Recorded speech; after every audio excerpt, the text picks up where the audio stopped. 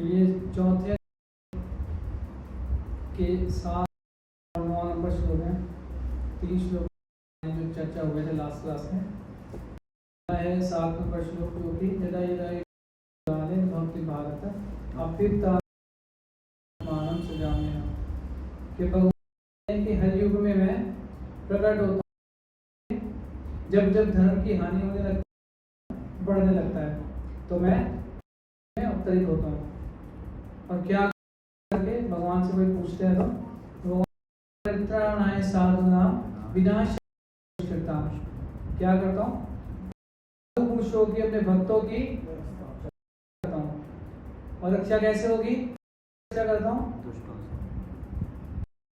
साधना विनाश है क्या दुष्कृता, तीनों मतलब कि जो कि आसुरी लोग हैं। अब जो भक्तों को साधु परेशान करते हैं, कष्ट पहुंचाते हैं, साधु तो नहीं कह सकते उनको। दुष्ट प्रवृत्ति आसुरी प्रवृत्ति के होते हैं, कह रहे हैं उनको मैं विनाश करता हूँ और साधु को करता हूँ। और तीसरा भगवान आने का धर्म स्थापना था कि धर्म की दोबारा स्थापना करने के लिए अवतरित होता हूँ।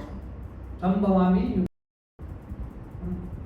और फिर तीसरा एक बार थोड़ा सा कोई रीजन कर रहा हूँ, श्लोक दोबारा से दोहरा के फिर हम इस पे डिस्कस करेंगे। और तीसरा श्लोक 9वें नंबर श्लोक जन्म कर्म च में दिव्यम एवं योग कि भगवान कह रहे हैं मेरा जन्म जो है वो दिव्य होता है। साधारण लोग जो माँ के गर्भ में 9 महीने खिलाते हैं, भगवान कह रहे हैं ऐसे नहीं। भगवान का जो जन्म है और भगवान का जो कर्म है एवं योवेति तत्वता। और उसका क्या है, कह रहे हैं अगर कोई इतना जान भी लेता ना, इतना भी है केवल उसको पता लग गया है कि जन्म है और कर्म है वो दिव्य है। एवं योवेति तत्वता त्यक्त्वा देहं पुनर्जन्म नैति मामेति सौर्णा।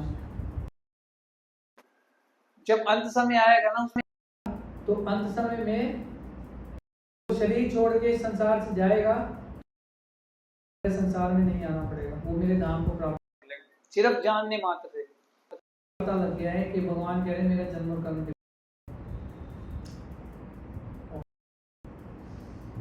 तो मैं आप लोगों से रहूंगा बीच में, क्योंकि आप लोगों ने पिछली क्लास भी सुनी, पीछे के क्लासेस भी सुनते हुए आ रहे हैं ना आप लोग, तो ज्ञान हो दिया होगा आपको अब तक। तो घबराइए मत, सजा नहीं मिलेगी। भगवान इसमें कह रहे हैं कि मैं हर युग में आता हूँ। ठीक है, किस लिए आता हूँ, क्या 3 कारण बता रहे हैं भगवान, एक एक करके बताइए। हाथ खड़ा करके, सब्जी मंडी नहीं बनानी, मैंने पूछा नहीं है, हाथ खड़ा करना है। सिर्फ हाथ खड़ा कीजिए, किन को याद है। तो जो हाथ खड़ा है मैं उनसे पूछता हूँ, क्योंकि बैठे क्लास में इसलिए बैठे, क्या करने आए यहाँ पे, सुनने आए ना भगवान के बारे में।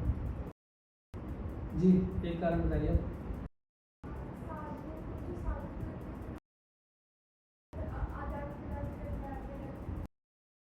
क्या बताया यहाँ पे, भगवान क्या बोल रहे हैं अभी, क्या बताया यहाँ साधु पुरुषों के साथ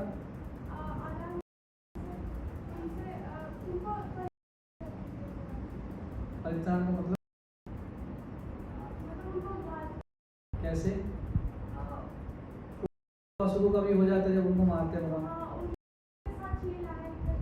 असुरों के साथ। ठीक है, और दूसरा कारण क्या है? नहीं, इस वाले श्लोक में भगवान की हानि होती है, लेकिन आके करते क्या है भगवान, करते हैं भगवान।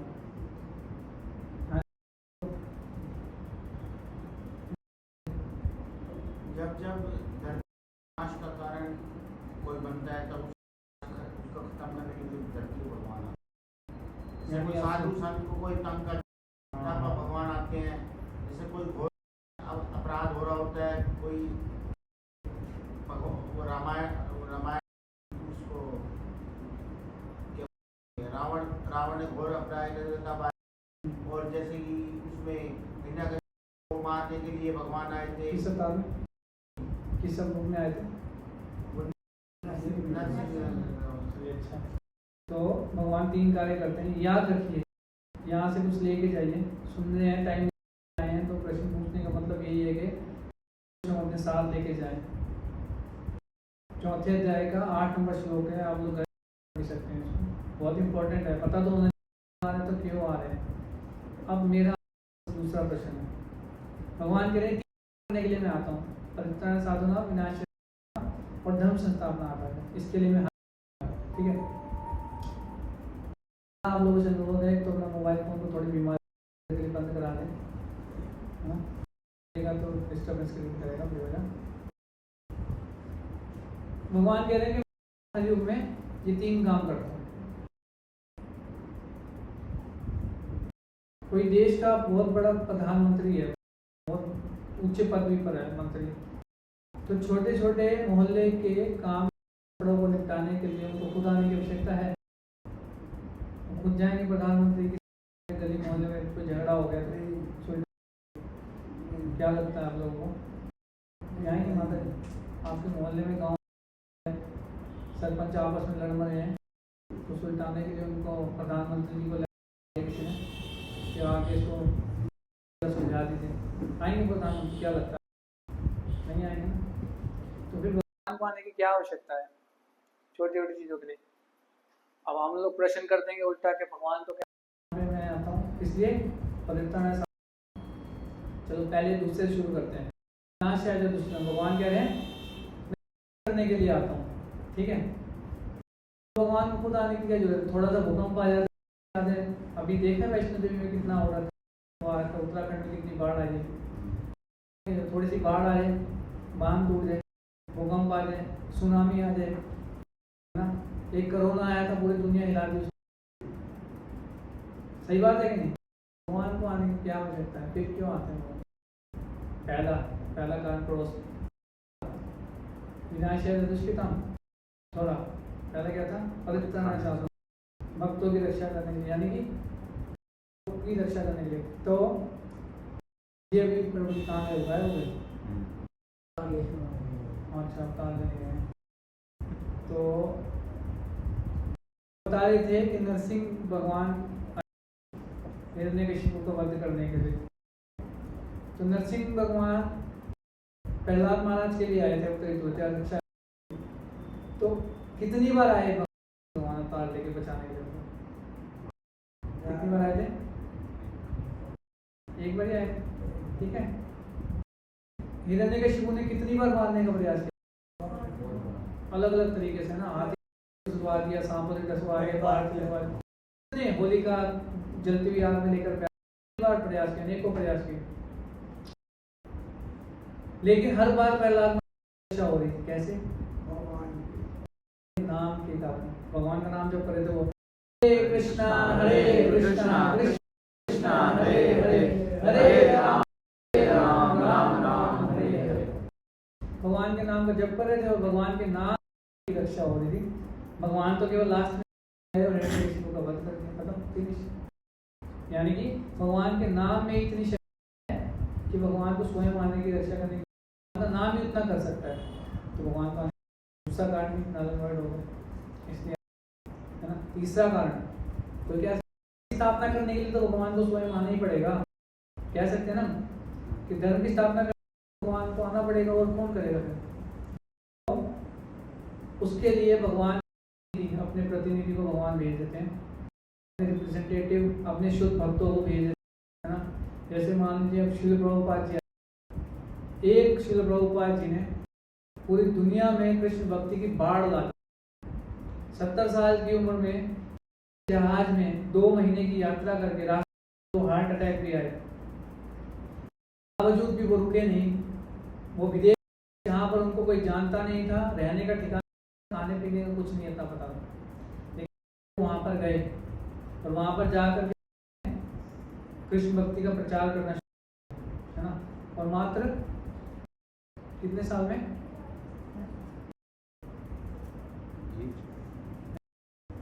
ड्यूरेशन उन्होंने आई थिंक 14 साल पृथ्वी का भ्रमण किया था पूरी। 14 सालों के अंदर उन्होंने पूरी पृथ्वी, पूरे दुनिया का मतलब कि वो किया था, हर दुनिया के हर कोने में जाकर के उन्होंने भगवान का प्रचार किया, भक्ति का। और आज जितने भी विदेशों में हरे कृष्णा के मंत्र में नाच गा, भगवत गीता का इतना प्रचार हो रहा है, ये सब प्रभुपाद जी की कृपा है। आप देख सकते हैं, दर्शन कर सकते हैं, इनके पास भगवत गीता है। ये है श्रील प्रभुपाद, है ना। 10 साल की उम्र में इन्होंने, तो भगवान के में इतनी सक्षम है, इतने सक्षम है वो, ही पूरी दुनिया को भक्त बना सकते हैं अकेले, एक शुद्ध भक्त में इतनी। प्रभु जी एक दिन में मोबाइल पे बात कुछ खास है बात, ठीक है।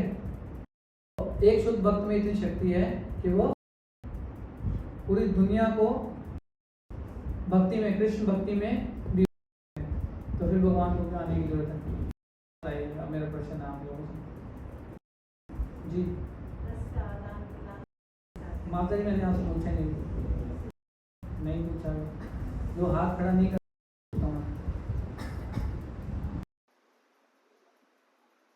बताइए क्यों आते हैं भगवान, फिर क्या जरूरत है भगवान को आने की? ये तीनों काम तो भगवान की शक्तियों के माध्यम से, भगवान के भक्तों के माध्यम से हो जा रहे हैं, फिर क्यों आते हैं भगवान? कौन बताएंगे? हाँ जी, क्या करने के लिए? भगवान को एंजॉय करने के लिए भौतिक संसार में आने की क्या आवश्यकता है? लक्ष्मी सहस्त्र शत संभ्रम सेवे मानो, करोड़ों लक्ष्मियां भगवान के दरवाजे पे हाथ जोड़ के खड़ी हुई है। क्या जरूरत है भगवान को यहाँ पे आने की? भौतिक संसार में जहाँ पे देवी देवता आना पसंद नहीं करते हैं, भगवान क्यों आएंगे यहाँ पे? सोचा है कभी आप लोगों ने? ऐसा इस तरीके से भी सोचना चाहिए हम लोगों को कि भगवान क्यों आ रहे हैं। हाँ जी, कहाँ नहीं गए? कहाँ नहीं गए? कहाँ से नहीं गए? असली घर तो भगवान को ऊपर आध्यात्मिक जगत में है ना, ये तो भौतिक जगत तो जेल है, ये तो जेल है। भगवान खुद कह रहे हैं इसी 7 चैप्टर भगवत गीता में, दुखालयम अशाश्वतम संसिद्धिम परमागतम। हाँ, किस लिए रचाई है? उसके पीछे पर्पस है, देयर इज अ हेतु, उद्देश्य है उसका, किस लिए है। ये जेल बनाई है हम लोगों को सजा देने के लिए, एंजॉयमेंट के लिए नहीं। हाँ, यहाँ पे वो रहते नहीं ना, असली घर तो उनका गोलोक वृंदावन है, वैकुंठ लोक में रहते हैं भगवान, वहां रहते हो तो आएंगे, जाएंगे नहीं। पहली बात ये, पहला कंफ्यूजन ये हम समझ लें कि भगवान का असली घर गोलोक वृंदावन है, ये भौतिक संसार में ना, ये हमारा असली घर है। इवन हम जबरदस्ती यहाँ पे हक जताते हैं, ये हमारा असली घर नहीं है, धक्के से खाली करा दिया जाता है। देख लो आप, जब टाइम पूरा होता है तो सब धरा का धरा। इवन ये शरीर भी हमारा अपना नहीं है, इवन हम खुद अपने नहीं है, हम भी तो भगवान के अंश हैं। ममे वांश जीव लोग है, भगवान कह रहे मेरे अंश सारे के सारे। तो फिर हर बात का उत्तर मैं भगवत गीता से ही आपको देने का प्रयास कर सकता हूँ। तो मैं बता देता हूँ, कोई बात नहीं, ध्यान से सुन लीजिए, अगली बार फिर पूछूंगा आपसे, है ना। ये माता जी भी इसलिए बता पा रहे हैं थोड़ा, क्योंकि ये कई बारी क्लासेस में बैठ चुके हैं। ठीक बात है माता जी। तो भगवान क्यों आते हैं, इस बात का उत्तर ब्रह्मा जी दे रहे हैं 10वें स्कंद के अंदर श्रीमद् भागवतम के।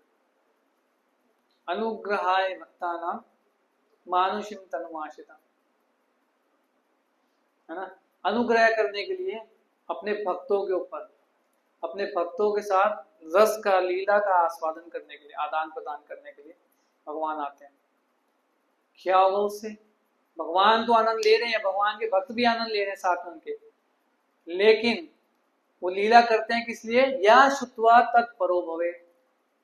जब हम जैसे जीव, हम जैसे पापी जीव जो पाप में पड़े हुए हैं, गलत कामों में पड़े हुए हैं, उन भगवान की लीलाओं को केवल सुनेंगे ना, केवल सुनने मात्र से हमारा उद्धार हो जाएगा। तो भगवान ये कृपा करने के लिए केवल आते हैं, बाकी ये काम करने के लिए तो बाहरी कारण भगवान ने बता दिया। ये काम तो अपने भगवान भक्तों से, अपने अलग शक्तियों से करवा सकते हैं, भगवान को आने की आवश्यकता नहीं, है ना। इसलिए भगवान श्री कृष्ण इसी चैप्टर के अध्याय के 9वें नंबर श्लोक में बोले, जन्म कर्म चा मे दिव्यम, मेरा जन्म और मेरा कर्म दोनों ही दिव्य है ना। अब देख लीजिए, भगवान 3 माह के थे, पूतना नाम की राक्षसी का वध कर दिया भगवान ने। पूतना इतनी विशाल काय थी, कई किलोमीटर तक उसका शरीर फैला हुआ था, उसका वध कर दिया भगवान ने। कितने राक्षस असुरों को कंस, ऐसा वर्णन आता है शास्त्र में कि भगवान लंच से पहले, ब्रेकफास्ट से पहले और डिनर से पहले एक असुर मारते थे, और कितने असुर भेजता रहता हुआ कंस मारने के लिए भगवान को, है ना, कितने भेजता हो, कितने असुर मारते थे वो। और भगवान श्री कृष्ण वृंदावन में जब तक रहे 11 साल तक, गोकुल में और वृंदावन में, भगवान ने कोई अस्त्र शस्त्र का उपयोग नहीं किया, वहां कभी कोई अस्त्र शस्त्र नहीं उठाते, और ना ही पैर में चप्पल खड़ाओ पहनते थे भगवान, नंगे पांव चलते। और क्या दिव्य है भगवान ने दिखाया, है ना, जो गोवर्धन लीला आती है, गोवर्धन लीला आप सभी जानते हैं, कौन कौन जानते हैं, हाथ खड़ा करके बताइए। गोवर्धन लीला, गोवर्धन पर्वत है ना वृंदावन के ब्रज के अंदर, गोवर्धन, ओके, एक दो ही जानते। क्यों उठाया था?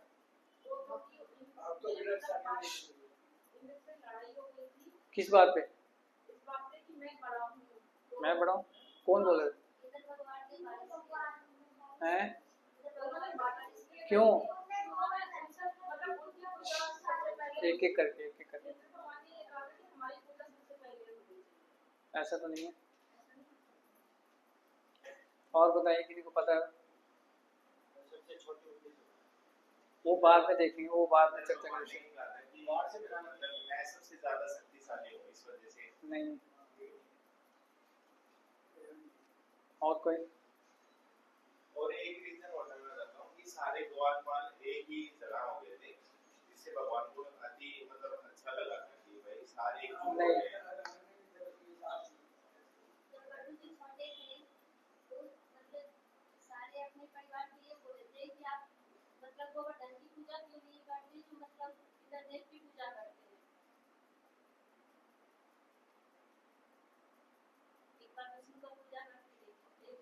करके देखो। और नहीं पता कि नहीं? हर साल गोवर्धन पूजा मनाते हैं, दीपावली के अगले दिन होती है गोवर्धन पूजा, अन्नकूट मनाते हैं।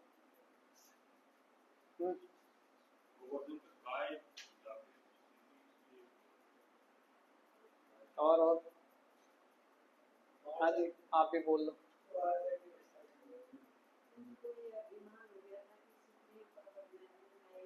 किसको? और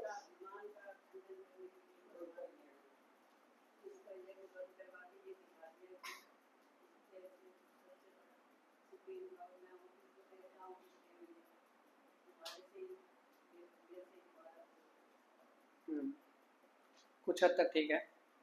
तो भगवान श्री कृष्ण को अपने भक्तों के अंदर विशेष रूप से अहंकार नहीं भाता है, अहंकार पसंद नहीं है भगवान।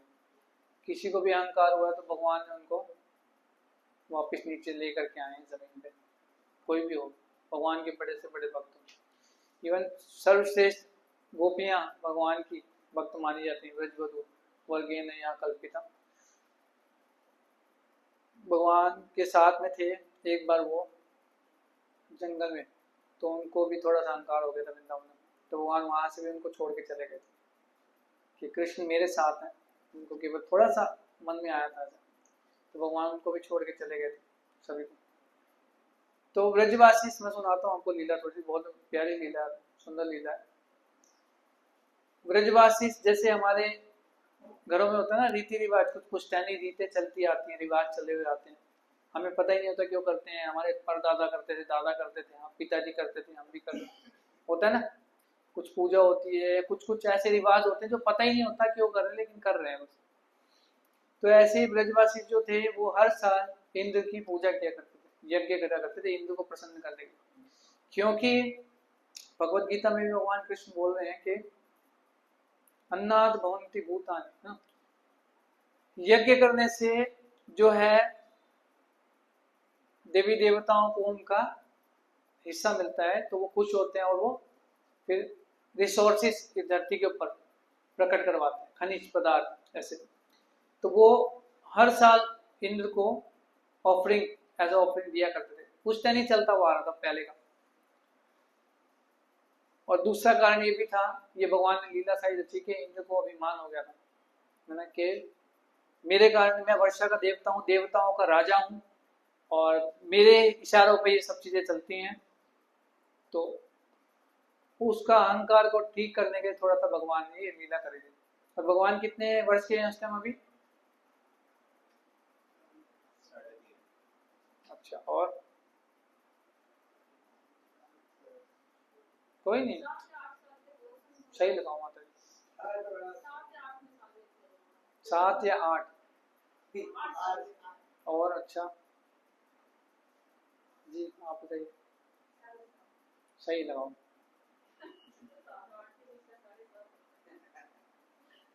एक से लेकर 10 तक गिनती बोल दो, कोई तो सही निकल आएगा। 7 वर्ष के थे भगवान, पूरे 7 वर्ष, 7.5 में। तो इन ब्रजवासी सुबह से पूरे गांव, सोचे पूरा का पूरा गांव एक यज्ञ करने के लिए लग गए, उसकी तैयारी में सब लोग लगे हुए हैं, पूरा पूरा गांव एक के लिए यज्ञ करने। तो मतलब कि कुछ खास बात है ना, बहुत बड़ा उत्सव मनाया जा रहा है। भगवान कृष्ण देख रहे हैं, सब इधर उधर भाग रहे हैं, तैयारियों में लग रहे हैं, व्यवस्था बना रहे हैं। तो उन्होंने नंद महाराज उनके जो पिता हैं उनके पास गए, उनसे पूछा जाकर के कि बाबा क्या हो रहा है, क्यों इतनी तैयारी चल रही है जोर शोर से, किस बात की फेस्टिवल, कौन सा फेस्टिवल मनाने वाले हैं हम लोग, क्या है। तो वो उनको गोद में बिठाते हैं और बताते हैं कि इस प्रकार से हम लोग इंद्र की प्रसन्नता के लिए हर वर्ष यज्ञ किया करते हैं। तो भगवान पूछते हैं कि क्यों करना है यज्ञ? तो वो कहते हैं कि भाई इंद्र प्रसन्न होगा तो देवी वो वर्षा करेंगे, वर्षा करेंगे तो घास उगेगी, हमारी गैया घास खाएगी और दूध बढ़िया देंगी और फिर सब अच्छा रहेगा, क्योंकि वो ग्वाल बाल है। तो कहते हैं अच्छा, कहते वर्षा तो अपने आप होती है, बादल करते हैं, है ना। और घास की बात करते हैं भगवान, मतलब कि एक अलग फिलोसफी बोलते हैं, कर्म मीमांसा बोलते हैं उस टाइम पे, कि कर्म करना चाहिए हमारे को, ऐसे करके बोलते हैं। कह रहे घास तो हमारी गैया चलने जाती है गोवर्धन के ऊपर, है ना, और गोवर्धन के झरने के पानी हम लोग पीते हैं, वहीं के पुष्प हैं, वहीं से लकड़ी लेके आते हैं जलाने के लिए, सारा कुछ तो हमारे को वहीं से, कंदमूल फल फ्रूट जो भी है सब्जियां वहीं से लेकर के आते हैं हम लोग गोवर्धन से। तो सब जब हम गोवर्धन जी से प्राप्त कर रहे हैं तो इंद्र के लिए यज्ञ करने की क्या आवश्यकता है ना। पूजा करनी है अगर हमें तो किसकी करनी चाहिए? गिरि गोवर्धन की करनी चाहिए, इंद्र की क्यों करनी चाहिए?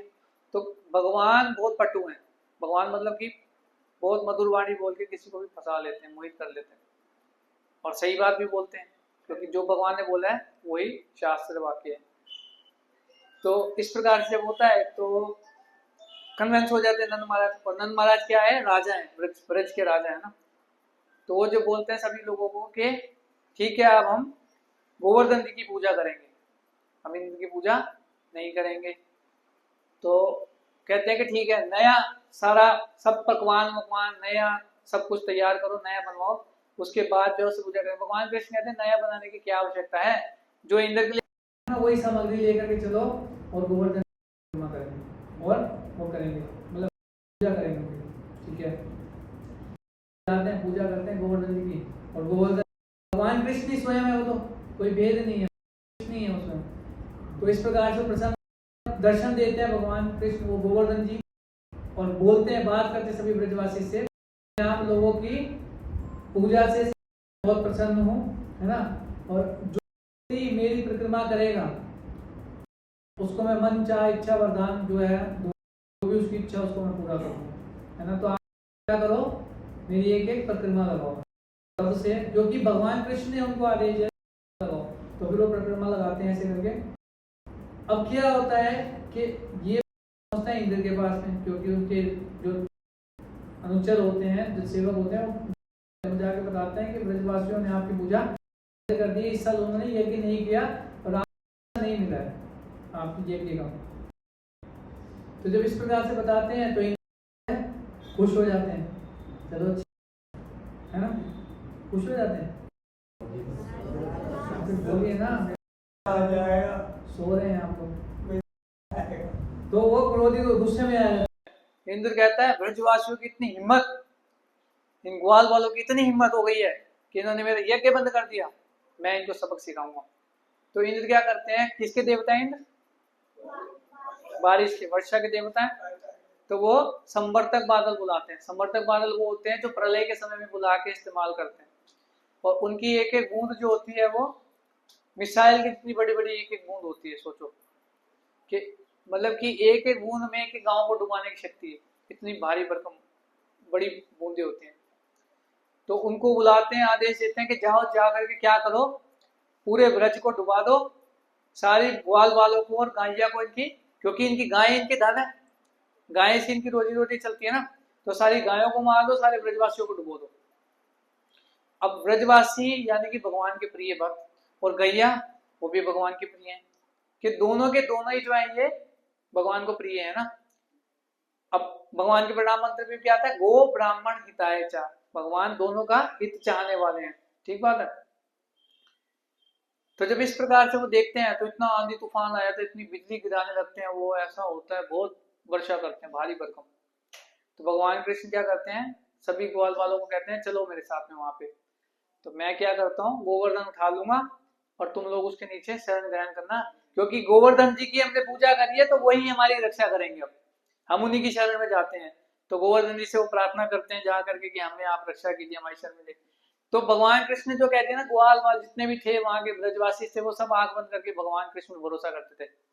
लेकिन फिर भी वो कहते हैं कि लाला तू इतना छोटा सा है, कितने वर्ष के हैं भगवान, 7 वर्ष के। कह रहे लाला छोटे छोटे तारे हाथ हैं, छोटे छोटे हाथ हैं, छोटी छोटी उंगली, तो अकेला कैसे उठा लेगा भाई। कह रहे थोड़ा सा हमें डाउट हो रहा है, कभी गिरा दिया, थोड़ा बहुत हिल गया तो हमारा तो नीचे गोविंदा नमो नमा हो जाएगा। सही बात है कि नहीं। तो कहते हैं नहीं, हम थोड़ा सा है, कैसे करें भाई। तो भगवान कहते हैं कि कैसे मानोगे तुम लोग कि मैं उठा लूंगा इसने, कैसे मानोगे। तो कहते हैं वहां पे ना एक गोवर्धन की तलहटी पे साइड पे एक बहुत बड़ा बरगद का पेड़ है। किसका, देखा है आप लोगों ने बरगद पेड़, कितना बड़ा भारी विशाल लंबा चौड़ा होता है, सिर्फ बरगद बड़ा पेड़ था। तो वहां के ब्रजवासी कहते हैं कि ठीक है, अगर तुम इसको मरोड़ दो ना, कपड़े की तरह निचोड़ देते हैं ऐसे, वैसे अगर घुमा दो ना इसकी दिशा को, तो हम मान लेंगे तो गोवर्धन उठा सके। तो भगवान कहते हैं बस इतनी सी बात। तो भगवान पकड़ते हैं उस पेड़ को को पूरा हाथ के खड़े खड़े घुमा देते हैं, जैसे हम कपड़े को निचोड़ते हैं ना पकड़े, वैसे ट्विस्ट कर देते हैं उसको। वो आज भी है पेड़, आप जाके दर्शन कर सकते हैं। नारायण सरोवर के बगल में स्थान है, मंदिर बना हुआ है वहां पे, है आज भी। और नारायण सरोवर बताया जाता है वो स्थान है, वहां के लोकल ब्रजवासी बताते हैं ऐसा, वो मंदिर वहां पे बहुत सुंदर विग्रह है नारायण भगवान के, चतुर्भुज रूप में बहुत सुंदर है, ऐसे लगता है साक्षात भगवान खड़े हैं। नारायण जो भगवान का मंदिर है उसके नीचे से ही एक गुफा जा रही है, उसमें से भगवान नीचे से होकर के गए थे, वहां जाकर के भगवान ने गोवर्धन उठाया। वो आज भी मंदिर है वहां पे, स्थान आप दर्शन कर सकते हैं। तो वहां से भगवान ने उठाया जब गोवर्धन को, और सबको बुला लिया कि आ जाओ सभी नीचे आ जाओ सब। अब क्या हुआ, इन्होंने देखा भैया कुछ हो ही नहीं रहा, इनको तो फर्क नहीं पड़ रहा। वो अपना एरावत हाथी के ऊपर सवार हो क्या है, बिजली गिरा रहे हैं ऊपर से, ये कर रहे हैं वो कर रहे हैं, इतना कुछ हो रहा है, कोई नीचे फेस्टिवल चल रहा है नीचे, वो लोग आनंद में खा पी रहे, पार्टी चल रही है नीचे गोवर्धन जी के नीचे, पूरे ब्रजवासी मस्त खा रहे हैं। उनका तो क्या था, नयन उत्सव हो रहा था, वो भगवान को हर समय दर्शन कर पा रहे 24 घंटा, सुबह और शाम दोनों टाइम। उनका तो ये इच्छा रहता था कि हर समय भगवान का दर्शन हमें होता रहे। ब्रजवासी का जो भगवान के भक्त होते हैं उनका ये इच्छा तो रहता है कि हम हर समय भगवान, क्योंकि जिससे हमारा प्रेम होता है ना, हमें ये इच्छा रहती है कि हर समय हम उसके पास है, वो सामने बिठा के उसको देखते रहे जी भर के, है ना। तो ब्रजवासी का भी यही भाव था कि हम देखते रहे, दर्शन करते रहे दिन रात। तो वो तो पार्टी कर रहे हैं नीचे, पकवान भी नीचे ही वहीं पे उन्होंने खाना बनाना शुरू कर दिया, भगवान को अर्पित करके मस्त खा रहे हैं। मतलब नीचे ये था कि पूरा महल की तरह बना हुआ था नीचे को, ये नहीं है कि नीचे खड़े हैं बिच्छू काट रहे हैं, उनको सांप काट रहे हैं, मच्छर खा रहे हैं, ऐसा नहीं था, नीचे पूरा एकदम महल की तरह था। तो उन्होंने कहा कि भाई बहुत कुछ दिन बीत गए, 1-2 दिन हो गए, कह रहे इतने दिन हो गए, ये लाला एक ही हाथ पे लेकर के खड़ा है इसने गोवर्धन को, तो इसका लाला का हाथ दुखने लग रहा होगा, तो थोड़ा लाला को आराम दे देते हैं, थोड़ा सा आराम भी तो देना चाहिए भाई, ऐसे लेकर के खड़े हैं, उंगली उल्टे हाथ पे उठा रखे हैं। तो कहते हैं कि लाला भगवान कृष्ण कहते हैं ब्रजवासी सभी कि हम अपनी अपनी क्या करते हैं, नीचे से लाठी लगा देते हैं, तो तुम क्या करो थोड़ी देर के लिए हाथ नीचे करके आराम कर लो, इसको हम संभाल लेंगे गोवर्धन को, ठीक है। तो भगवान मुस्कुराने लगते हैं। तो भगवान कहते हैं ठीक है, अच्छा बात है, तो तुम लोग कितना मेरे बारे में सोचते हो, है ना, तो अच्छी बात है। तो कहते हैं ठीक है लगाओ लाठी। तो वो नीचे से लाठी लगा देते हैं, तो कहते हैं लाला हटा दे हाथ, चिंता ना कर हम संभाल लेंगे। तो भगवान थोड़ा सा हाथ यूं करते हैं, वो उनके ऊपर गिरने लगता है, सबकी लाठियां टूट जाती तो एकदम से वो घबरा जाते हैं और कृष्ण को पुकारते हैं फिर से। तो भगवान फिर दोबारा से चिंता मत करो, तुम लोग अपना एंजॉय करो, मैंने उठा रखा है। तो जो है अब भगवान ने कैसे उठाया था, उल्टे हाथ की तर्जनी उंगली पे, सबसे छोटी उंगली पे भगवान ने उठाया था। और उंगली के ऊपर भी नहीं उठाया भगवान ने, उंगली के नाखून की टिप के ऊपर भगवान ने उठा रखा था। यानी कि जो इंद्र है, इंद्र को भगवान डायरेक्टली बोल रहे हैं कि तुम जितनी मर्जी, तुम्हारी जितनी शक्ति है ना, उस पूरी शक्ति मेरी नाखून की नोक के बराबर भी नहीं हो। और सच बात भी है, भगवान परम शक्तिशाली है, भगवान से सारी शक्ति आ रही है ना। तो क्या होता है, 7 दिन 7 रात तक इंद्र भर भर के बारिश करते हैं, भर भर के बारिश कर रहे हैं, बिजली गिरा रहे हैं, सब कुछ कर लिया उन्हें, कोई काम नहीं कर रहा। फिर उनकी क्या होती है, टैंकी खाली हो जाती है, थक जाते हैं रावत भाई, क्या करे, कितना पानी गिराएंगे, वो सब खाली हो गए, थक हार के मर गए। वो क्या हो रहा है, वो कहे हमसे नहीं हो पा रहा, हम तो जा रहे वापस। तो अब इंद्र अकेला क्या करेगा, खत्म हो गया सब, उसका भी बिजली वो काम करना बंद कर दिया। क्या होता है वो, कौन सा अस्त्र है, वज्र, वज्र होता है ना, वो दधीची मुनि की हड्डियों से बना हुआ, वो वज्र भी काम करना बंद कर देता है। तो उनको समझ में आता है भैया ये कौन है, सबके सबके बाप है ना भगवान। भगवान कह रहे हैं गीता में 9 चैप्टर में, पिता अहम तो माता धाता पिता महा, सबका है ना, बीज अहम बीज पिता। भगवान कह रहे हैं सारे जीवों का बीज प्रदान करने वाला पिता मैं हूँ, गीता बीज में बोल रहे हैं कई जगह पे। तो उनको अकल ठिकाने आती है इंद्र की। अब वो क्या करते हैं, उनको ये समझ में आया था कि मैंने गलत पंगा ले लिया है, इंद्र को ये समझ में आया था, गलती समझ में आई थी। लेकिन अब कैसे जाए माफी मांगने के लिए, इंद्र को ये डर रहता है कि मेरी नौकरी भी छिन जाएगी और मेरी जान भी जा सकती है, भगवान तो मार भी सकते हैं, तो क्या करें। तो उसको आइडिया आता है कि भगवान को सबसे ज्यादा क्या प्रिय है, गैया, गाय प्रिय है ना भगवान को। और उन्हीं गैयों को इंद्र ने मारने का प्रयास किया था, कि क्या कहा था उसने, कि सारे ब्रजवासियों को गायों को डुबो दो, है ना। तो अब उसको ये समझ में आ गई। फिर वो क्या करते हैं, वैकुंठ में जाते हैं इंद्र, और वहां पे जाके जो भगवान की जो गाय है सबसे प्रिय सुरभि गाय, सुरभि गाय से प्रार्थना करते हैं, सुरभि माता चलिए मेरे से अपराध हुआ भगवान के प्रति और आप उनको बहुत प्रिय हैं, तो आप मेरे लिए थोड़ी सी रिक्वेस्ट कर दीजिए भगवान को, ताकि भगवान मेरे को गलती को क्षमा कर सके। तो सुरभि माता आती हैं, वो सुरभि माता को आगे लेकर के आते हैं और वो प्रार्थना करती हैं कि कोई बात नहीं, अब गाय तो माता है, माँ के समान है, क्योंकि 7 माताएं शास्त्र में बताई गई है, 7 माताओं का वर्णन है, जिसमें से एक गाय भी माता है हमारी, क्योंकि हम दूध ग्रहण करते हैं, दूध पीते हैं ना गाय का। तो ये बालक है, कोई बात नहीं, गलती हो गई, इसे माफ कर दो। तो वो प्रार्थना करती है। फिर इंद्र भी जो है भगवान के चरणों में गिर के उनसे बहुत क्षमा मांगते हैं, और भगवान तो परम दयालु में कृपालु में, भगवान क्षमा कर देते हैं।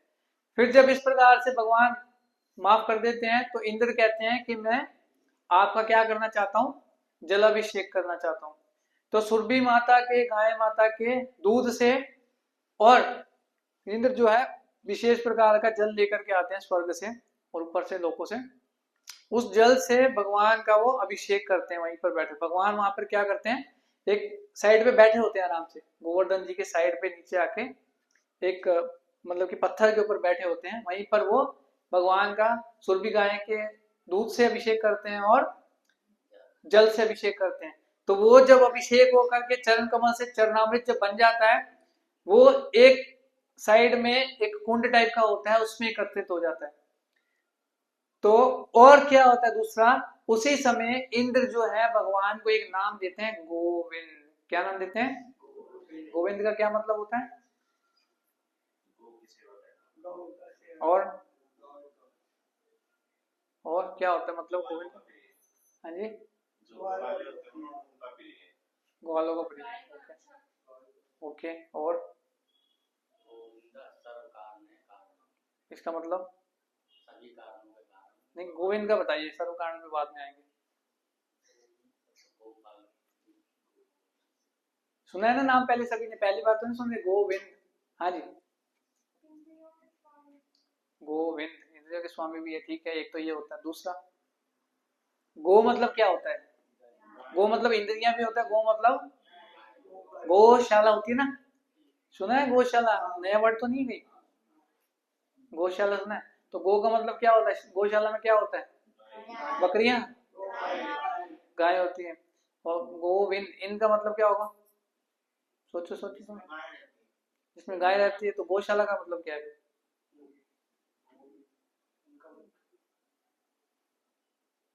बताइए। हाँ, एक तो इंद्रिया हो गया, और दूसरा मतलब क्या है, यस, प्राण गोविंद, गांव के भगवान, बहुत तेज दिमाग है आपको जी। प्राण गोविंद को बताएंगे, यस एग्जैक्टली, गाय को आनंद प्रदान करने वाले, उनका नाम है गोविंद। तो क्योंकि सुरभि माता को अभिषेक उन्होंने स्वीकार किया था दूध से, तो सुरभि माता बहुत प्रसन्न हो गई थी, उनको भी आनंद आया था क्योंकि भगवान प्रसन्न हो गए उनकी सेवा से, तो आनंद प्रदान हुआ। तो वहां पर इंद्र ने उसी समय उनको नाम दिया गोविंद। तो जो उनके चरणामृत से जो कुंड तैयार हुआ था, इसलिए उस कुंड का नाम क्या पड़ा, गोविंद कुंड। ये गोवर्धन में है। जब हम परिक्रमा स्टार्ट करते हैं दान घाटी से, तो आधे घंटे 40 मिनट जब हम चल लेते हैं, तो आगे जाके सबसे पहला जो कुंड आता है वो गोविंद कुंड आता है। आप जा करके वहां पे दर्शन कर सकते हैं, आज भी है गोविंद कुंड, गोवर्धन जी के तलहटी पे बना हुआ है। तो बहुत सुंदर स्थान है वहां पे गोविंद। तो इस प्रकार से जो है भगवान दिव्य लीलाएं करते हैं ना, कौन उठा सकता है ऐसे, हमें हाथ ऊपर करके 7 दिन के 7 घंटे के लिए खड़ा कर दिया जाए तो हमारी हालत खराब हो जाएगी, सही बात है कि नहीं, लेकिन भगवान 7 दिन तक जो है खड़े रहे ऐसे करके। और इसके अलावा जब भगवान द्वारिका में जाते हैं, तो भगवान की कितनी रानियां थी, कितने विवाह हुए थे भगवान टोटल, 1600, ओके, और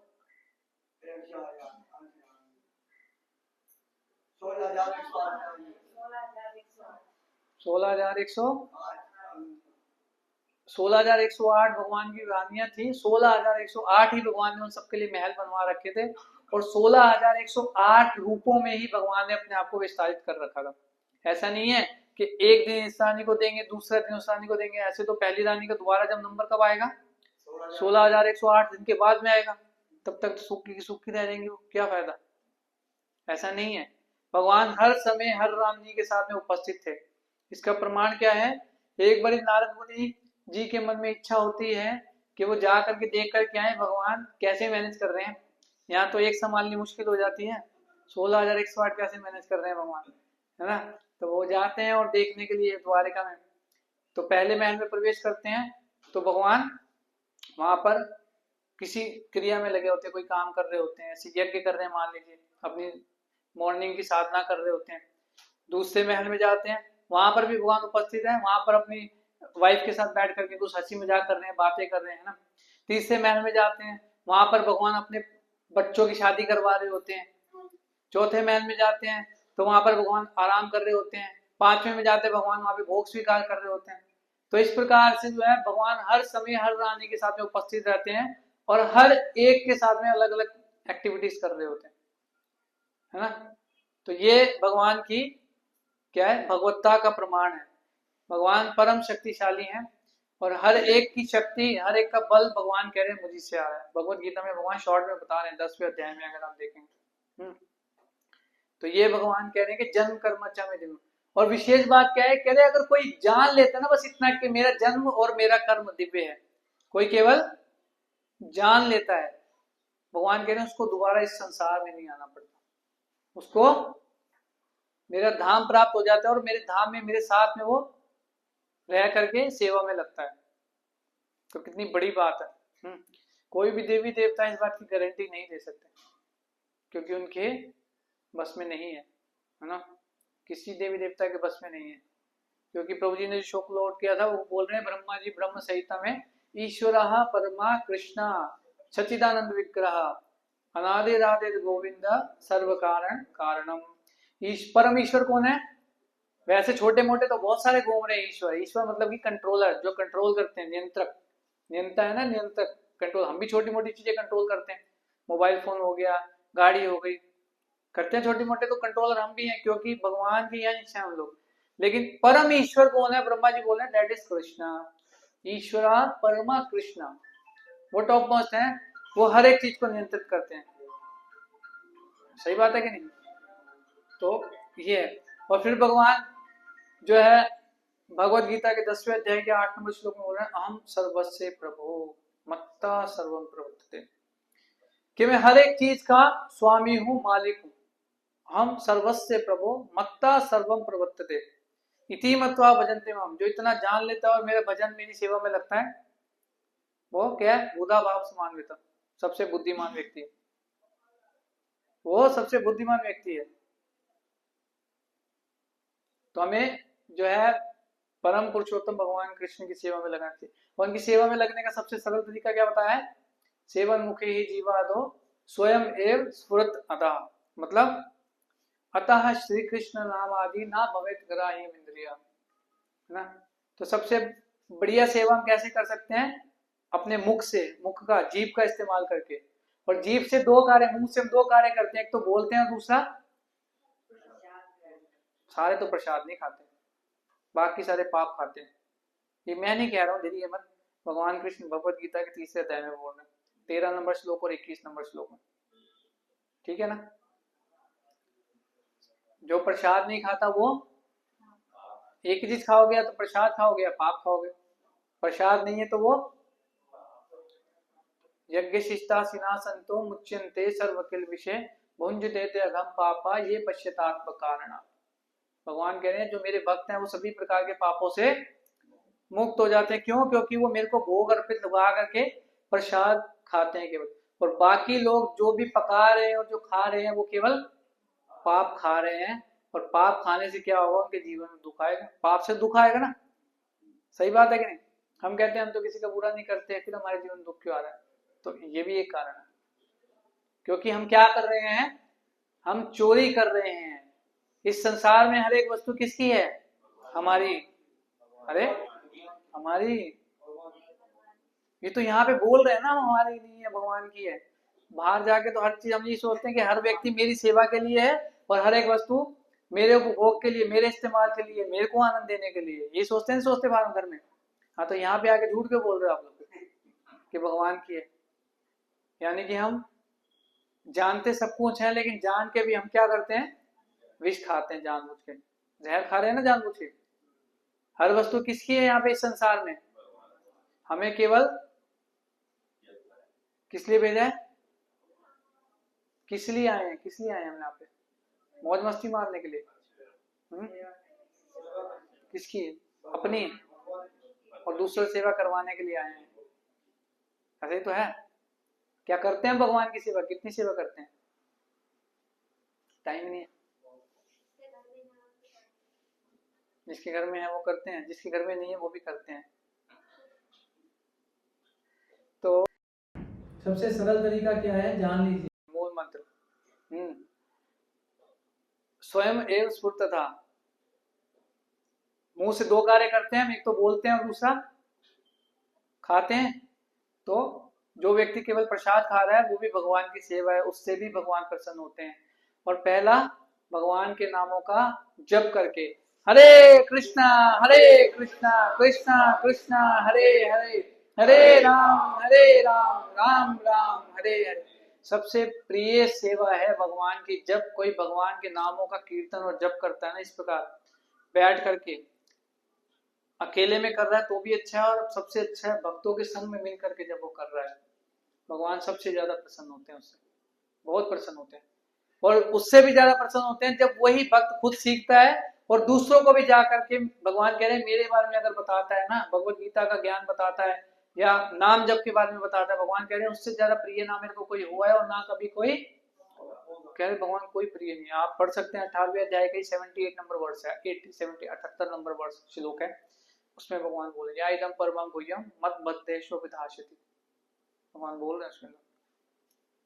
तो मुश्किल काम है? बताइए, मुश्किल है तो बताइए आप, क्या मुश्किल है इसके अंदर? लेकिन फिर भी हम कहाँ कर पाते हैं? और क्या है उसके अलावा? ये संसार दुखों का घर है। कोई है आप में से, आपकी बात करें, आप लोगों की जीवन में दुख ना आया हो आप में से? सुखी सुखी है कोई आप में से ऐसे? क्या सुख दुख को दुखाया ना, क्योंकि भगवान क्या बता रहे हैं, क्या है ये दुख आल्यम, दुखालय। जैसे पुस्तकालय में क्या हमारे को क्या मिलता है, पुस्तकें मिलती हैं, पुस्तकें मिलती है, भोजन भोजन मिलता है, सुख मिलता है, अरे हम तो सब सुख की तलाश में ढूंढ रहे हैं, सुख ढूंढ रहे कि नहीं ढूंढ रहे सारे के सारे, कि क्या करूं क्या खाऊं जिससे प्रसन्न हो जाऊं, क्या देखूं प्रसन्न, है ना, क्या सोचूं, किससे बात करूं कि मेरे को अच्छा लगे, मैं प्रसन्न मिल जाए, आनंदित हो जाए। सही बात है कि नहीं? इसी के चक्कर में तो रेवाड़ी वाले गुड़गांव जा नौकरी करने के लिए, है ना, गुड़गांव वाले दिल्ली वाले नोएडा जा रहे हैं, इसीलिए, है ना। सही बात है कि नहीं, कि थोड़ा सा सुख प्राप्त हो जाए। लेकिन भगवान क्या कह रहे हैं, कि क्या जगह है जहां पे तुम लोग रह रहे हो, लेकिन फिर भी हम इतने बड़े बेवकूफ हैं, देखो लग रहे हैं, ढूंढ के रहेंगे कहीं ना कहीं कुछ तो मिलेगा। हाँ, भगवान कहते ठीक है, चलो मान लो तुम्हारे को सुख प्राप्त हो भी गया। कोई किसी को दिमाग ज्यादा सटका होता है तो वो लग रहते हैं, जैसे हम लोग को लग रहे हैं कि कहीं ना कहीं तो सुख प्राप्त होगा, कुछ तो मिलेगा, तो ढूंढ लो। तो भगवान कहते हैं ठीक है, अगर तुम्हें मिल भी गया ना सुख, तो कैसा है, अशाश्वतम, यानी कि टेम्परेरी, क्षणिक है, थोड़ी देर के लिए, वो रुकेगा नहीं, रुकता है सुख। हमारे सुख की परिभाषा बताऊं मैं क्या होती है? सुख की डेफिनेशन है, परिभाषा है कि एक दुख खत्म हो गया है और दूसरा दुख शुरू होने वाला है। एक दुख खत्म हो गया, दूसरा शुरू होने वाला है, उसके बीच में थोड़ी सी सांस लेने के लिए भगवान थोड़ा सा छोड़ देते हैं, उसको हम क्या मान लेते हैं कि यही सुख है। सही बात है कि नहीं? हम उसी को मान लेते हैं कि यही सुख है, लेकिन वो सुख थोड़ी कहा जाएगा, वो तो थोड़ा सा आपको बस इतना सा ब्रेक मिला है बीच में, वो सुख नहीं है। असली सुख क्योंकि इस संसार में है ही नहीं है, लेकिन हम ढूंढने में लगे हुए हैं। जब भगवान ने बोल दिया, गीता का श्लोक है, मैं आपको नंबर भी बता दूंगा, दुखालयम शाश्वतम संसिद्धिम परमां गता, यही है दुखालयम अशाश्वत। तो हम सुख तो चाहते हैं, लेकिन गलत जगह पे ढूंढ रहे हैं, गलत स्थान में ढूंढ रहे हैं ना, तो गलत जगह पे सुख तो मिल ही नहीं सकता। सुख तो हमारा भौतिक संसार में नहीं, आध्यात्मिक संसार में है। तो आध्यात्मिक जहाँ संसार जगत में जाने के लिए हमारे को भगवान के नाम की शरण लेनी पड़ेगी। भगवान लास्ट में भगवत गीता बताते हुए कंक्लूड करते हैं कि क्या करना है आपको। अर्जुन भी कंफ्यूज हो जाते हैं, प्रभु आपने इतना कुछ बता दिया मेरे को, अब मेरे को ये बता दो कि मेरे को करना क्या है। हम कहते हैं कि मेरे को ये बता दो मेरे को करना क्या है। आपने पूरी भगवत गीता बोल दी, इतने सारे श्लोक बोल दिए, 18 अध्याय, और क्या करना है, मेरे को क्या करना है? भगवान सीधा एक ही श्लोक बोलते हैं, सर्वधर्मान परित्यज्य माम एकम शरणम व्रज, कि सारे फालतू के चक्कर छोड़ करके केवल मेरी शरण में आ जाओ। ठीक है, इतना समझ में आ गया आपको क्या करना है? मेरी शरण में आ जाओ। अब फिर हमारे मन में हम तो भाई फिर कोई मूर्ख बुद्धि के हैं, फिर भगवान से पूछ लिया हमने कि भगवान उससे क्या होगा, थोड़ा तो बता दो, होगा क्या उससे? मतलब शरण में तो आ जाएंगे, चलो कुछ मतलब हमारे को लाभ मिलेगा उससे कि भाई भगवान है। भगवान फिर मुस्कुराते हैं, कहेंगे ये मूर्ख के मूर्ख ही रहेंगे। फिर भगवान बोलते हैं क्या होगा, कि चिंता मत करो, अहम त्वाम सर्वपापेभ्यो, क्योंकि हम दुख क्यों उठा रहे हैं? अपने पापों के कारण, हमने पाप कर रखे हैं, तभी तो दुख उठा रहे, भोग रहे हैं। तो भगवान करे अहम त्वाम सर्व पापेभ्यो, सारे पापों को नष्ट कर दूंगा। फिर भी हमारे को डाउट रहता है, पता नहीं यार करेंगे नहीं करेंगे, भगवान होता नहीं होता, पता नहीं करेंगे। फिर भगवान बोल रहे हैं मां शुचा, डरो मत मूर्ख व्यक्ति, डरो मत मां शुचा। 18वां अध्याय 66 नंबर श्लोक। हम डाउट करते हैं ना भगवान के ऊपर भी। नौसिखिया नया ड्राइवर होता है, मान लो ट्रेन में जा रहे हैं, है ना, हमने ड्राइवर से ना मिलते हैं ना बात करते हैं, पता नहीं पहली बार चलाने लगा वो ट्रेन, क्या है भैया ट्रेनिंग पे चल रहा है, और बैठ जाते हैं मस्त होकर, ऐसे टेंशन होकर बैठते हैं कि सब सही होगा, पहुंच जाएंगे। होता ही नहीं होता ऐसे। डॉक्टर के हाथ में अपना सारा वो दे देते हैं। डॉक्टर को हालांकि भगवान की उपाधि दी जाती है, लेकिन वो भगवान नहीं है, वो भी इंसान ही है ना। तो कई केसेस भी ऐसे आते हैं, हर बार ही नहीं बचा सकता, जब तक भगवान की कृपा नहीं होगी वो बचा नहीं सकते। में असर भी नहीं आता जब तक भगवान की कृपा नहीं होती। समझ रहे बात को? दवाई भी तभी काम करती है जब भगवान, और भगवान नहीं चाहते तो डॉक्टर भी क्या करेगा, लाखों रुपए दे करके भी व्यक्ति चला जाता है। सच्चा। तो भगवान की कृपा होगी तभी। मारे कृष्ण राखे के, यदि जिसको भगवान मारना चाहते हैं उसको कौन बचा सकता है, और जिसको भगवान बचाना चाहते हैं उसको कोई मार नहीं सकता। सिंपल सी बात है। लेकिन हम सभी जानते हैं, क्योंकि भारत में हमारा जन्म हुआ है, हम बहुत सौभाग्यशाली हैं भारत भूमि पे, क्योंकि बचपन से हमारे को भगवान के बारे में, भगवान राम के बारे में, भगवान कृष्ण के बारे में सुनने का अवसर प्राप्त होता है। ये कितना बड़ा सौभाग्य है हमारे लिए। चैतन्य चरितमृत में भारत भूमि का नाम आ रहा है। देखिए, भारत भूमि ते मनुष्य जन्म हो जात। जिस व्यक्ति का भारत भूमि में जन्म हुआ है ना, उसकी बहुत बड़ी जिम्मेदारी है, रिस्पॉन्सिबिलिटी है। क्या? कि जन्म सार्थक करी, अपना जन्म उसको सार्थक करना है, सक्सेसफुल बनाना है। और अपना जन्म तो करना ही करना, साथ में कर परोपकार, दूसरों के ऊपर भी तो परोपकार करना है। दूसरे मतलब कि जो बाहर के विदेशी लोग हैं, उनको तो पता ही नहीं है राम कृष्ण कौन है, क्या है। वो तो सारे पापमय कार्यों में लगे हुए हैं, उनको क्या मतलब है। वहां पानी की तरफ पी जाती है क्योंकि पानी की कमी होती है। हर एक चीज में नॉनवेज होता है, सब्जियां वब्जियां नहीं उगती, 12 महीने बर्फ पड़ती है वहां पे। शरीर को गर्म करने के लिए उनको ऐसा खाना पड़ना पड़ता है, तो कैसे होगा उनके ऊपर। इसीलिए भगवान समय समय पर अपने भक्तों को भेजते रहते हैं, साधु संतों को भेजते रहते हैं, और अपने शास्त्रों के माध्यम से जो है हमें याद दिलाते हैं बार बार। अब ये जो साधु संत हमारे दरवाजे पे आते हैं, किस लिए आते हैं पता है आपको? आजकल के साधु संतों की बात नहीं करेंगे, वो तो विशेष प्रजाति है। जो साधु संत आते हैं वो हमें याद दिलाने के लिए आते हैं कि हमें भगवान ने किस उद्देश्य से मनुष्य जन्म में देकर के भेजा है, याद कराने के लिए भगवान भेजते हैं। साधु संतों को कोई हमारे से उम्मीद नहीं होती है कि ये देंगे तो हम खाएंगे। भैया जो 24 घंटे सब कुछ त्याग करके भगवान की शरण में बैठ करके भगवान के भजन में लगा हुआ है, उसको हम क्या दे सकते हैं? कभी सोच के तो देखो, हम क्या दे सकते हैं, है ना। और जो कुछ हमारे पास है वो भी तो हमारा अपना नहीं है, वो भी तो भगवान की कृपा ही तो है। भगवान कह रहे हैं जो ज्यादा अहंकार में होता है, सर्व मृत्यु सर्व हरष्टाम, मृत्यु के रूप में आता हूँ, सारा कुछ छीन लेता हूँ उससे, खत्म। हम कितना अहंकार करते हैं, सच बात है कि नहीं? ऐसा होता है कि नहीं होता? तो इसलिए साधु संत हमेशा हमारे को कुछ ना कुछ शिक्षा देने के लिए आते हैं। कौन सी शिक्षा? जो भगवान ने शास्त्रों में वचन किए हैं, बोला है, भगवान की वाणी है, वो बताने के लिए आते हैं भगवान। ताकि इतना समय हमने बर्बाद कर दिया है, अभी जो बचा हुआ समय है उसको हम भगवान की सेवा में लगाएं, भजन में लगाएं, और अपना जन्म तो सार्थक करें, साथ में दूसरों के ऊपर भी परोपकार करें। हम तो अपना जीवन ही गड्ढे में गिरा रखे हैं, हम दूसरे की क्या मदद करेंगे? उसके लिए पहले हमें पता भी होना चाहिए क्या करना है। तो भगवान गीता में बता रहे हैं माम एकम शरणम व्रज। स्टिल हम वी आर कंफ्यूज, करना क्या है, माम शरण कैसे जाए, क्या करेंगे, है ना। होता है ना, प्रश्न आ रहा है नहीं आ रहा में? तो सिंपल है, इस माम को नाम से रिप्लेस कर दो। भगवान बोले माम, माम मतलब नाम। हरे कृष्णा कृष्णा कृष्णा हरे हरे, हरे राम राम राम हरे।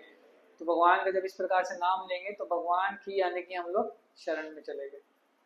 ये भगवान का मोबाइल नंबर है, कॉन्टेक्ट नंबर है।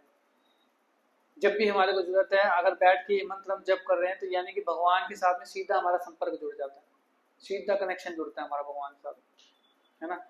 और भगवान कह रहे हैं वैसे तो सबके लिए मैं बराबर हूँ, सम्मोहम सर्वभूतेषु नामे द्वेषो अस्ति ना प्रिय।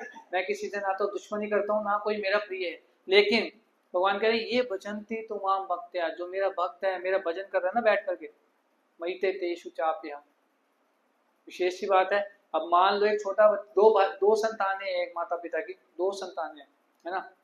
एक तो बदमाश है बिल्कुल, कोई बात नहीं सुनता, सारे गलत काम करता है, और दूसरा जो है वो बिल्कुल आज्ञाकारी है, उनसे पूछ के सारे काम करता है, उनके ऊपर समर्पित रहता है, उन्हीं के ऊपर डिपेंडेंट रहता है। तो माता पिता का नेचुरल स्नेह, प्रेम, अफेक्शन किसके प्रति ज्यादा होता है? जो सरेंडर है उनके ऊपर, है ना, उनकी चिंता उनको ज्यादा रहती है। सही बात है कि नहीं? तो इसी प्रकार से जो भगवान के ऊपर हमारी निर्भरता बढ़ती है, सरेंडर बढ़ता है, हमारी शरणागति को हम बढ़ाते हैं, तो भगवान विशेष कृपा हमारे ऊपर करते हैं इसकी सारी जरूरतों को। और भगवान बोल भी रहे, भगवान कह रहे जो मेरा भजन कर रहा है ना नंदे भाव से, जिस चीज की कमी है उसको मैं पूरा कर देता हूँ, और जो चीज उसके पास मैं रक्षा करता हूँ। योग क्षेम वहां में। एक और स्टोरी याद आ रही है लेकिन समय कम है, तो वो हम नेक्स्ट टाइम सुनाएंगे। तो हम यहीं पे स्टॉप करते हैं। आपका किन्हीं को भी प्रश्न है तो हम ले सकते हैं 5-7 मिनट, अदरवाइज फिर हम स्टॉप करें। कोई आप प्रश्न पूछना चाहेंगे इससे? इस जो आज चर्चा हुई इसमें से कुछ पूछिए आप। श्याम बाबा भी बाद में चर्चा करेंगे। जी बताइए। प्रहलाद महाराज। प्रहलाद महाराज के गुरु कौन है पता आपको? नारद मुनि। नारद मुनि ने उनको मंत्र दिया था ओम नमो भगवते वासुदेवाय। तो फिर अब दूसरा प्रश्न मैं पूछता हूँ, तो फिर हमारे लोगों को हरे कृष्ण महामंत्र क्यों बोला जाता है? वो ओम नमो भगवते वासुदेवाय जबकि भगवान की कृपा को प्राप्त कर लिया, आकर्षित कर लिया, तो फिर हम हरे कृष्ण महामंत्र भी वही लग लेते हैं। मंत्र भी छोटा है, नमो भगवते वासुदेवाय। हरे कृष्ण इतना बड़ा है, 16 अक्षर का महामंत्र है। हाँ, तो जो लीला है भगवान की वो हर युग का अलग मंत्र होता है, अलग प्रोसेस होता है भगवान को प्रसन्न करने का। और इस युग में भगवान कृष्ण स्वयं जब चैतन्य महाप्रभु के रूप में आते हैं तो वो ये मंत्र दे करके जाते हैं कि हरे कृष्ण महामंत्र ही आपको, इसी से आपको कृपा प्राप्त हो जाएगी, कुछ सब कुछ इसलिए इसको महामंत्र, इसमें सारा कुछ है।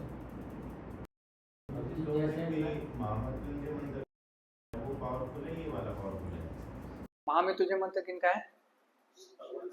शिव जी किनका जाप करते हैं? फिर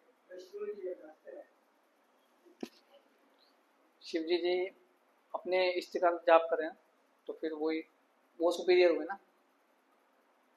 शिव जी वैसे संकर्षण भगवान का ध्यान रखते हैं। संकर्षण भगवान विष्णु के भगवान एक एक्सटेंशन है संकर्षण, उनका ध्यान करते हैं। और उन्होंने पूरा चौथे स्कंद के अंदर एक चैप्टर है पूरा, उसको रुद्र गीत बोलते हैं। उन्होंने 70 श्लोक बोले शिव जी ने भगवान कृष्ण की गुणगान में कि मैं इन्हीं का उपासना करता हूँ। और भी कई जगह पे ऐसा वर्णन है। भगवान शिव जी ने आकर के कईयों को ये वाला मंत्र भी बताया शिव जी कृष्ण के बारे में भगवान के। एक मिनट, ठीक है। कृष्ण जी किसका ध्यान करते हैं? रॉन्ग क्वेश्चन जी, और बताइए। भगवान ने भी कहा है कि जैसे मान लीजिए कोई अन्य देवी देवता की उपासना करते हैं, वो भी अगर कुछ अपने सेवक को देंगे तो बिना भगवान की इच्छा के नहीं, उसमें भी भगवान की सहमति होती तभी होती है। उद्दिष्ट हनुमंता मतलब भगवान गीता में बोल रहे हैं, मैं सैंक्शन कर तो पहले चेक करेंगे भगवान से, भगवान ओके करेंगे तब वो देते हैं।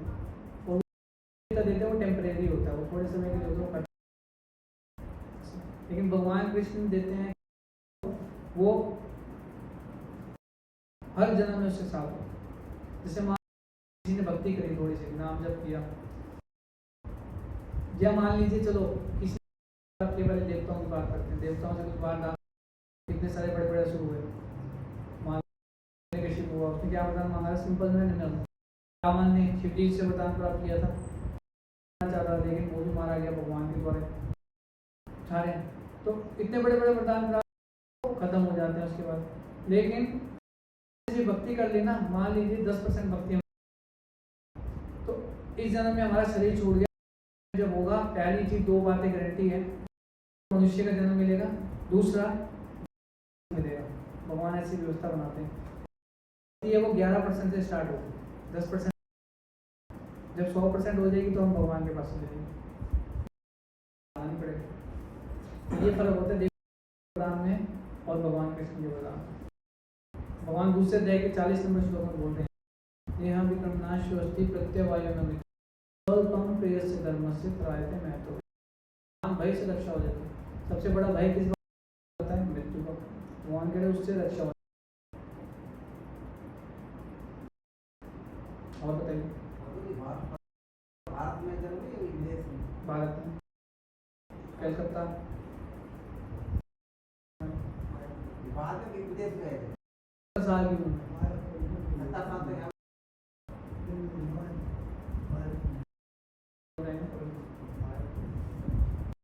5 मिनट हो गए हैं बस। जी एक बार मैं मोबाइल में देख रहा था, तो मोबाइल फोन का जो प्रॉफिट होता है आपको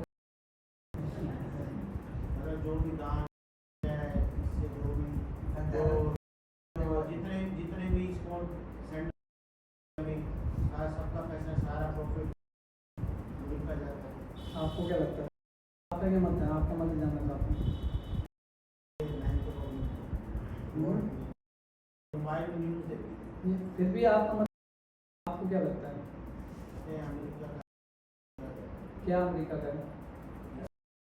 भगवान कृष्ण कहाँ पे आए थे? अमेरिका में आए थे?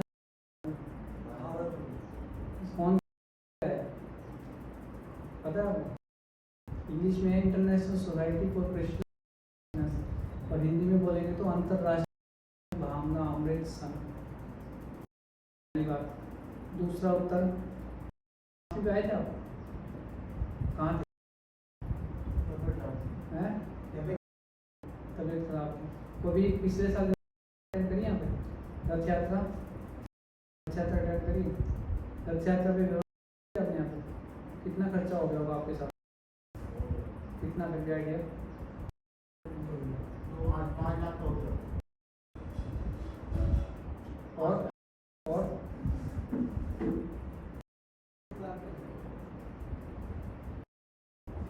ट्रेन चलाया था। तभी मैं